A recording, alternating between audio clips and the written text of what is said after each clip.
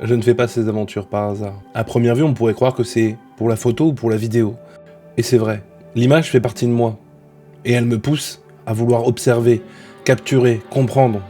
Mais en réalité, ça va beaucoup plus loin. Tout a commencé avec un simple souvenir. Du canoë en centre aéré. Les premières sensations de liberté, le bruit de l'eau, l'impression de partir quelque part même sans aller bien loin.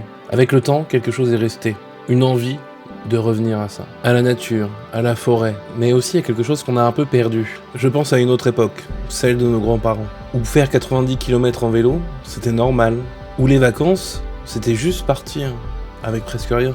Une toile, un sac et l'envie de découvrir, dormir dehors, écouter le bruit de l'eau, regarder le ciel. Une vie simple et essentielle. Aujourd'hui, tout est différent.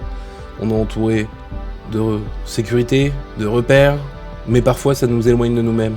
Alors je fais ces aventures pour ça, pour retrouver une forme de simplicité, pour me confronter à l'essentiel, pour apprendre à me débrouiller et être autonome, pour accepter l'inconfort et comprendre qu'il fait partie du chemin. Parce que c'est là que les choses changent. On devient plus attentif, plus vivant et plus libre. Et au fond, si je filme tout ça, ce n'est pas seulement pour montrer des paysages, c'est de revenir à quelque chose de vrai.